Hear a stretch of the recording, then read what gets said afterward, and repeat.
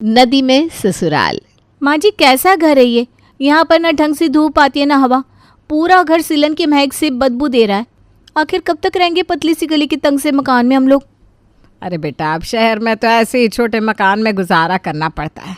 बड़ा घर चाहिए तो चलो गांव में दिला देते तुमको बड़ा घर, फिर वहाँ ना सीलन की बदबू आएगी ना हवा पानी की कोई दिक्कत होगी। अब तुम सोच लो, गांव में गुजारा हो सकता है तुम्हारा? माँ जी ये अच्छा तरीका है मुंह बंद करने का। जानबूझकर आप गांव का नाम देती हैं ताकि उसके आगे मैं कुछ कहूँ ही ना। लेकिन आप खुद ही देखिए ना, इस सीलन और बदबूदार मकान में कितनी दिक्कत हो रही है हमें। देख बहू, तू ना रोज़ रोज़ ये रोना लेकर मत बैठा कर मेरे सामने। अरे परेशान हो गई हूँ तेरी बातें सुन सुन के। शाम को तेरा पति आएगा ना, उसका दिमाग चाटना। उसकी जेब में पैसे हो तो वो ले ले तेरे लिए नया मकान, हमारे पास पैसे ना आए भाई। शाम के समय। विजय, आखिर कब तक इस मकान में पड़े रहेंगे हम लोग? पिछले 5 साल से यही सुनती आ रही हूँ मैं, अगले साल मकान लेंगे, अगले साल मकान लेंगे। लेकिन ये अगला साल तो जैसे आ ही नहीं रहा। देखो स्नेहा, इस मकान में कोई खराबी नहीं है। खराबी बस तुम्हारे मन में हो गई है। तुमने अपने मन में ये बात बिठा ली है कि इस मकान में रहने से तुम्हें दिक्कत है। वरना आज भी मैं मकान किराए पर देने की बात करूँ ना तो सुबह तक 4 किराएदार खड़े मिलेंगे। लेकिन कहते हैं ना, जिसके पास जो चीज़ होती है उसे उसकी कदर नहीं होती। शहर के सबसे भीड़ भाड़ वाले इलाके में मकान है हमारा। जानती भी हो यहाँ की प्रॉपर्टी का रेट कितना है। प्राइम लोकेशन है, इसीलिए यहाँ इतनी भीड़ भाड़ है। अब तुम कहो तो जंगल में तुम्हें मकान दिलवा दूँ, वहाँ पर बना लेना बंगला। लेकिन ऐसी जगह भी रहने का क्या फ़ायदा जो इंसान की शक्ल देखने के लिए तरस जाओ और कोई सुख सुविधा ही ना हो। अरे मुझे क्या करना है सुख सुविधा का? सारी ज़िंदगी तो घर में बर्तन मांज कर निकली जा रही है मेरी, और वो घर भी ढंग का नहीं है तो मेरी ज़िंदगी तो बर्बाद ही हो गई ना। आप लोग तो सुबह सुबह बैग उठाकर निकल जाते हो, आपको फ़र्क ही कहाँ पड़ता है? फ़र्क तो हमारे जैसे हाउसवाइफ को पड़ता है, जिन्हें अपनी सारी ज़िंदगी इन 4 दीवारियों के बीच में रहकर बितानी होती है। पत्नी के रोज़ रोज़ के तानों से परेशान होकर विजय एक प्रॉपर्टी डीलर के पास जाता है। अरे भाई साहब, आपको आपके बजट में थोड़ा बड़ा मकान चाहिए ना, तो देखिए एक सजेशन है मेरे पास। नदी के उस पार प्लॉटिंग हो रही है। मेरी मानिए तो आप भी अपना प्लॉट बुक करवा लीजिए वहाँ, और फिर जैसे मन करे वैसा मकान बनवाइए अपनी पसंद का। 1 मंजिला, 2 मंजिला, सब आपकी मर्जी। अरे चांदी चांदी हो जाएगी आपकी। और भाभी जी को शिकायत है ना छोटे मकान पतले गलियों की, वो समस्या अभी भी नहीं रहेगी। घर के सामने नदी है, ठंडी ताज़ी हवा आएगी, सीलन और बदबू की तो गुंजाइश ही नहीं है। अब आप खुद सोच कर बताइए, शाहरुख खान ने समुद्र के सामने बंगला बनाया है। जानते हैं कितने करोड़ का है आज उसका बंगला? आज आप रिवर फेसिंग मकान बनाएंगे ना तो कल को करोड़ों में खेलेंगे, करोड़ों में। प्रॉपर्टी डीलर की बात सुनकर विजय बड़ा खुश हो जाता है और अगले ही दिन माँ और पत्नी को लेकर नदी के किनारे वाली ज़मीन देखने के लिए पहुंच जाता है। नदी किनारे पहुंचकर, अरे भाई साहब, ये तो नदी के सामने लाकर खड़ा कर दिया आपने। ज़मीन कहाँ है? ठहरिए भाई साहब, आपका प्लॉट नदी के उस पार है। देखिए वैसे तो नदी के उस पार जाने के लिए एक और रास्ता भी है, लेकिन वहाँ से जाने में आपको इसलिए शॉर्टकट के तौर पर ना हम लोग बोट से नदी पार करेंगे और बस सामने ही तो है आपका प्लॉट। अरे ये नास पीटा एजेंट कहाँ ले आया हमें? अब क्या रोज़ नदी में बैठकर चप्पू चलाते हुए उस पार जाया करेंगे हम लोग? अरे माँ, तुम्हें चप्पू चलाने की कोई ज़रूरत नहीं है। देख नहीं रही हो, नदी में बोट चल रही है। 10 रुपया देकर आराम से बोट में बैठो और 5 मिनट के अंदर नदी पार कर लो। भाई इसमें दिक्कत भी क्या है? प्लॉट पर पहुंचकर, देख लीजिए आंटी जी, इससे बढ़िया प्लॉट आपको पूरे शहर में कहीं मिल जाए तो आप मेरा नाम बदल देना। आपके बजट से भी आधे में आपको प्लॉट दिलवा रहा हूँ। और लोकेशन देखिए, घर के सामने नदी बह रही है, आपको शुद्ध और ताज़ी हवा मिलेगी। अरे लोग तरसते हैं ऐसी जगह पर रहने के लिए। पूरी रिश्तेदारी में नाम हो जाएगा आपका। आप जानती है, ऐसी लोकेशन ज़्यादा दिन खाली नहीं रहती। ये होटल वाले लपक लेते हैं और रिवर फेसिंग होटल बनाते। एक एक कमरे का 1000 रुपया मिलता है उनको। समझ रही है ना आप? बात तो बिल्कुल ठीक है।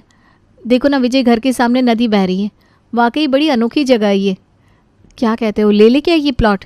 बढ़िया 2 मंजिला मकान बनाएंगे, सबके पास अपना अपना पर्सनल रूम होगा, और जब खिड़की खोलेंगे ना तो ठंडी ठंडी ताज़ी हवा घर में आएगी। मैं भी यही सोच रहा हूँ। और अपने मकान का नाम पता है क्या रखेंगे? River view residence. एजेंट की बातों में आकर विजय नदी के उस पार की ज़मीन खरीद लेता है और जल्दी ही उसमें मकान बनवाने का काम शुरू भी करा देता है। कुछ ही समय में विजय का मकान बनकर तैयार हो जाता है और शहर के बीचों बीच बने अपने मकान को किराए पर देने के बाद वे लोग अपने नए रिवर व्यू रेसिडेंस में आकर रहने लगते हैं। थैंक यू सो मच विजय, इतना सुंदर मकान बनवाकर तुमने मुझे ज़िंदगी की सबसे बड़ी खुशी दे दी है। मैं कितनी कितनी कितनी खुश हूँ, तो मैं बता नहीं सकती। तुम्हें ये खुशी देने के लिए मैंने अपनी सारी जमा पूंजी खर्च कर दी है डार्लिंग। मेरा पीएफ अकाउंट, सेविंग अकाउंट, यहाँ तक कि पापा के रिटायरमेंट के पैसे सब इस मकान में लग गए। उम्मीद है अब तुम खुश हो गई होगी। अब तो कोई शिकायत नहीं है ना मुझसे? शिकायत कैसी? मैंने कहा तो सही कि तुमने मुझे ज़िंदगी की सबसे बड़ी खुशी दी है। विजय बेटा, अपने मकान का रेंट एग्रीमेंट बनवाया है ना तुमने? आजकल किराएदार भी कम नहीं है। माँ तुम चिंता मत करो, 1 साल का रेंट एग्रीमेंट बन गया है।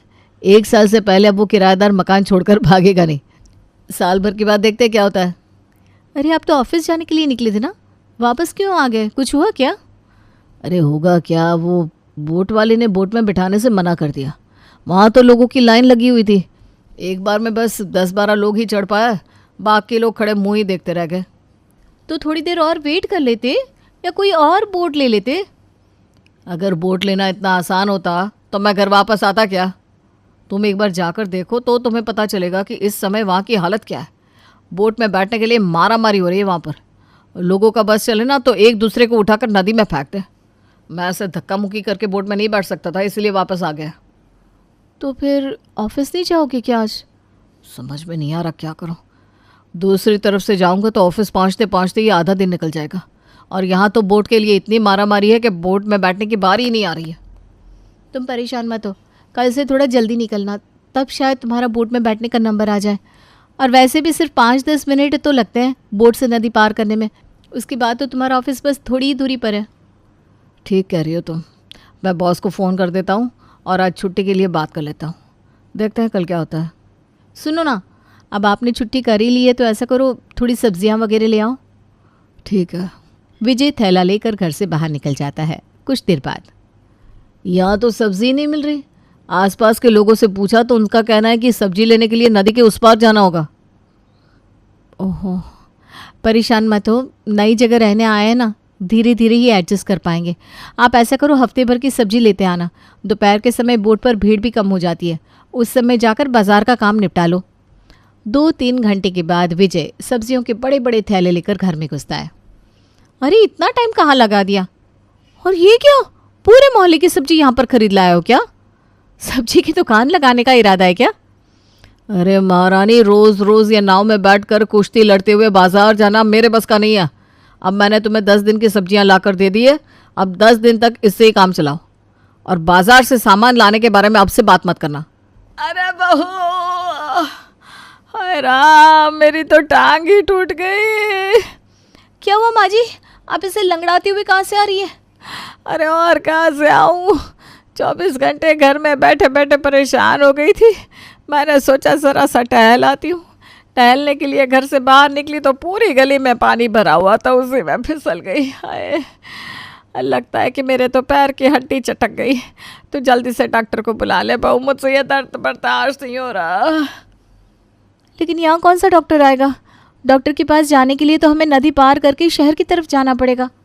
अरे अब इंसान मर रहा होगा तो पहले वो बोट की लाइन में खड़ा होगा क्या? जाकर देख कब नाव वाला आएगा, नाव में बिठाएगा और हम डॉक्टर के पास जाएंगे। पता नहीं हमारी हिम्मत ही मारी गई थी जो नदी पार मकान ले लिया हमने। अरे कुछ तो करना लाया, कितना दर्द हो रहा है। अब क्या दर्द से मेरी जान चली जाएगी तब हिलेगी तू? अरे माँ जी, आप परेशान मत होइए, आप अंदर चलिए, मैं आपकी मालिश करके पैर पर पट्टी बांध देती हूँ, आराम मिल जाएगा। मुझे तो लग रहा है इस बार मेरे पैर का काम तमाम हो गया है। ऐसी जगह लाकर बसाया है तुम कमबख्तों ने, यहाँ तो कोई डॉक्टर तक नहीं मिल रहा। इतना अच्छा खासा मकान था हमारा शहर के बीचों बीच, 4 कदम की दूरी पर सारी सुख सुविधा थी, लेकिन इस महारानी को बड़ा मकान चाहिए था। कभी कहती है हवा नहीं आती, कभी कहती है सीलन की बदबू आती है। अब यह वीराने में पड़ी हुई है, अब तो खूब हवा आ रही है ना तुझे। माँ जी, आप बात बात पर मेरे ऊपर राशन पानी लेकर क्यों चढ़ जाती हैं? मकान बदलने की सबकी इच्छा थी, मेरे अकेले के कहने से आप लोगों ने यहाँ मकान खरीदा है क्या? ये अच्छा तरीका हुआ? कुछ अच्छा हो जाए तो क्रेडिट आपको, और कुछ बुरा हो जाए तो सारा ठिकरा मेरे सर पर फोड़ दो। देख इस समय ना मेरा दिमाग बहुत ख़राब है, तू तो कुछ बोली मत, जाकर अपना काम कर। वैसे ही दर्द के मारे मेरी हालत ख़राब है। स्नेहा विजय को फ़ोन करती है और माँ जी की चोट के बारे में बताती है। विजय ऑफिस से भागता हुआ आता है और माँ को जैसे तैसे इलाज के लिए ले जाता है। कुछ दिन बाद अरे ये तो वैसे बिन मौसम की बरसात है। अब इसमें यहाँ की हालत इतनी ख़राब हो गई तो बरसात के सीज़न में पता नहीं क्या होता होगा। अरे कुछ नहीं होगा, आप क्यों टेंशन लेते हो? जैसे अभी तक काम चला आगे भी चल जाएगा। स्नेहा और विजय को अब इस मकान में आए हुए कुछ ही दिन हुए थे। धीरे धीरे मौसम बदलने लगता है और बरसात का मौसम आ जाता है। जैसे ही बरसात शुरू होती है, अभी तक खूबसूरत नज़र आ रहा रिवर व्यू बदलने लगता है। नदी का पानी अब विकराल रूप लेने लगता है। अरे बेटा, ये पानी तो हमारे घर के सामने तक आ गया है। सब तरफ कीचड़ ही कीचड़ नज़र आ रहा है। चिंता मत करो माँ, 2-4 दिन की बात है। अब बारिश में तो सब जगह ही कीचड़ हो जाता है, तो फिर ये तो नदी का किनारा है। जैसे ही बारिश का मौसम जाएगा सब कुछ फिर से सामान्य हो जाएगा। शाम के समय स्नेहा को अपने बेटे के रोने की आवाज़ आती है तो वो दौड़कर घर से बाहर निकलती है। अरे वंश, क्या हो गया तुम्हें? ये कैसा हाल बनाकर आ रहे हो? मैं बाहर कीचड़ में गिर गया, मुझे बहुत चोट लगी है, दर्द भी हो रहा है मम्मा। बेटे की हालत देखकर स्नेहा बहुत परेशान हो जाती है। विजय, ये घर है कि आफत? रोज कुछ ना कुछ नई मुसीबत खड़ी हो जाती है। एक परेशानी हल होती नहीं, इतने में दूसरी आ जाती है। मुझे तो कुछ समझ में नहीं आ रहा। विजय, हमने मकान खरीद कर ठीक तो किया है ना? कोई गलती तो नहीं हो गई ना हमसे? कहीं ऐसा तो नहीं कि अपनी इस गलती के लिए हमें उम्र भर पछताना पड़े? अरे भाई, हमने अपना मकान बेचा थोड़ी ना, बस किराए पर दिया है। ठीक है, अगर हमें ये मकान नहीं जमेगा तो हम लोग वापस अपने मकान में शिफ्ट हो जाएंगे और इस प्रॉपर्टी को बेच देंगे। किसी तरह विजय, स्नेहा और उसका परिवार इस नदिया पार वाले ससुराल में अपने दिन बिता रहा था कि अचानक एक दिन खबर आती है कि पड़ोसी स्टेट ने अपने यहाँ का बांध का पानी छोड़ दिया है, जिसके कारण नदी में बाढ़ आ गई है और नदी का वाटर लेवल बढ़ने वाला है। देख रहे हो विजय, नदी में तो पानी इतनी तेज़ी से बढ़ रहा है, मुझे तो लग रहा है कुछ दिनों में हमारा मकान पानी में ही डूब जाएगा। देखो, अच्छी बात भी कर लिया करो। क्यों डूब जाएगा हमारा मकान? बिल्डर अगर कोई ज़मीन बेचते हैं तो सारी चीज़ चेक करने के बाद ही बेचते हैं ना। तुम आंखों देखे सच को कैसे झुठला सकते हो? देख नहीं रहे हो, गली में घुटने तक पानी आ गया है। अब बस हमारा मकान डूबना ही बाकी रह गया है, लेकिन तुम्हें कुछ समझ में नहीं आ रहा। विजय का दिल अभी भी मानने को तैयार नहीं था कि लाखों रुपए खर्च करके बनाया गया उसका ये मकान बाढ़ में डूबने को तैयार खड़ा है। उसी दिन अचानक सरकार की तरफ से कुछ लोग आते हैं और उन्हें नोटिस थमाकर चले जाते हैं। अरे ज़रा देख तो सही क्या लिखा है इस नोटिस में। मम्मी, इस नोटिस में तो यही लिखा है कि हमें इस मकान को तुरंत छोड़कर जाना होगा। नदी का वाटर लेवल लगातार बढ़ रहा है। अगर हमने घर खाली नहीं किया तो हमें जान से हाथ धोना पड़ सकता है। सरकार इसकी कोई जिम्मेदारी नहीं लेगी। हैं? अपना घर छोड़कर कहाँ जाएंगे हम लोग? ऐसा कैसे नोटिस थमाकर चले गए? अब क्या बताऊँ मम्मी, इस नोटिस में लिखा है कि ये घर इल्लीगल ज़मीन पर बना है। नदी के किनारे ये ज़मीन बिकाऊ नहीं है। अरे, ये तो नदी की ज़मीन है। गर्मियों में पानी सूख जाने की वजह से खाली मैदान नज़र आ रहा था और उस एजेंट ने हमें बेवकूफ़ बनाकर ये ज़मीन लाखों रुपए में बेच दी। सरकार तो अपनी तरफ से जो कह रही है वो ठीक ही कह रही है। अब ये वक्त ये सारी बातें सोचने का नहीं है। जो बन पड़े बैग में पैक कर लो और चलो यहाँ से। कहीं ऐसा ना हो कि मकान के चक्कर में हमें जान से हाथ गंवाना पड़े। विजय की बात सुनकर पूरा परिवार सन्न रह गया था। वे लोग जल्दी जल्दी अपना कीमती सामान कुछ बैगों में पैक करते हैं और मकान को छोड़कर वहाँ से बाहर आ जाते हैं। अपना मकान तो हम लोग छोड़कर आ गए, लेकिन अब ये बताओ कि जाएंगे कहाँ? अरे टेंशन मत लो, ऐसा कोई ज़रूरी नहीं है कि हमारा मकान पानी में डूबी जाए। वो तो खतरे को देखते हुए आसपास की बस्तियाँ खाली करा ली जाती है। भगवान ने चाहा तो 1-2 दिन में वाटर लेवल कम हो जाएगा और हम लोग वापस अपने घर में चले जाएंगे। तब तक के लिए किसी रिश्तेदार के यहाँ चलते हैं, क्योंकि होटल में रुकने का तो मेरा बजट है नहीं। पिछले महीने में इतनी छुट्टियाँ हो गई है मेरी कि ऑफिस की आधी सैलरी तो छुट्टियों के नाम पर ही कट जाती है। विजय, स्नेहा और उसका पूरा परिवार अपने एक रिश्तेदार के यहाँ पहुँच जाते हैं और 2-3 दिन वहाँ पर रहकर पानी के नॉर्मल होने का इंतज़ार करने लगते हैं। लेकिन उन बेचारों की किस्मत वाकई बहुत ख़राब थी। अगले 2 दिनों के अंदर ही नदी का वाटर लेवल और बढ़ जाता है और उनका रिवर व्यू मकान आधे से ज़्यादा पानी में डूब जाता है। देखो कौशल्या बहन, हमें लगता है इतनी जल्दी आपका मकान रहने लायक कंडीशन में नहीं आने वाला। भाई देखिए, हमारे भी तो 2 ही कमरे का मकान है, बड़ी समस्या हो रही है। आप लोग बुरा ना माने तो अपने रहने का इंतज़ाम कहीं और कर लीजिए। अब ऐसा करिए ना, कहीं पर किराया पर मकान ले लीजिए। अरे 2-2 मकान है हमारे पास और हम जाकर किराए के मकान में रहेंगे। ऐसा करते हैं, अपने किराएदारों को बोलकर मकान खाली करवा लेते हैं। हम वापस अपने शहर वाले मकान में रहने चले जाएंगे। हमारा राज नहीं चल रहा है। पूरे 1 साल के लिए कॉन्ट्रैक्ट साइन किया है हमने, तो पूरे 1 साल का किराया देना पड़ेगा किराएदार को। है क्या तुम्हारे पास इतना पैसा कि 1 साल का किराया उनको लौटा सकूं? अरे बेटा तुम चिंता मत करो, सरकार जिन लोगों से बाढ़ की वजह से मकान खाली करवाती है ना, उनको अपनी तरफ से दूसरा मकान रहने के लिए भी देती है। तो ऐसा कर बेटा, सरकारी दफ्तर में जाकर अर्जी लगा दे कि बाढ़ की वजह से हमारा मकान डूब गया, इसलिए सरकार हमें रहने के लिए दूसरा मकान दिलवाए। माँ की बात सुनकर विजय सरकारी दफ्तर के चक्कर लगाने लगता है। देखो, अपना आधार कार्ड, पैन कार्ड, सारे ज़रूरी डॉक्यूमेंट यहाँ जमा करवा दो। पहले वेरिफिकेशन होगा, उसके बाद सरकार आप लोगों के पुनर्वास के बारे में सोचेगी। विजय बड़ी उम्मीद के साथ सारे कागजात सरकारी दफ्तर में जमा करवा देता है और अफसर के कहे अनुसार 2 महीने के बाद सरकारी दफ्तर में लौटता है। सर बताइए ना, मेरी एप्लीकेशन का क्या हुआ? हमारे सर से तो छत ही छीन गई। मेरा एक बेटा है, माँ है, पत्नी है। महंगाई का ज़माना है, आप ही बताइए सर, गरीब आदमी कैसे मैनेज करेगा? मकान का किराया देते देते कमर टूट गई है मेरी। सरकारी प्रक्रिया में झूठ बोलने का अंजाम जानते हो तुम? कोई बेसहारा नहीं हुए हो, हमें सब पता है। शहर में अपना मकान है तुम्हारा और यहाँ आकर झूठा ड्रामा कर रहे हो कि तुम्हारे सर से छत छिन गई।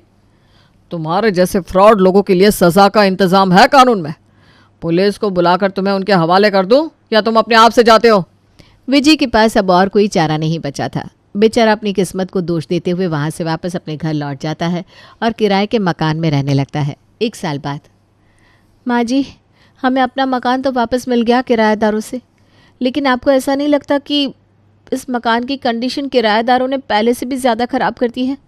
पहले तो फिर भी ठीक था, अब तो यहाँ पर बैठना भी मुश्किल हो रहा है। कितनी घुटन है ना यहाँ। चुप करो, एकदम खबरदार। जो एक भी शब्द अपने मुंह से निकाला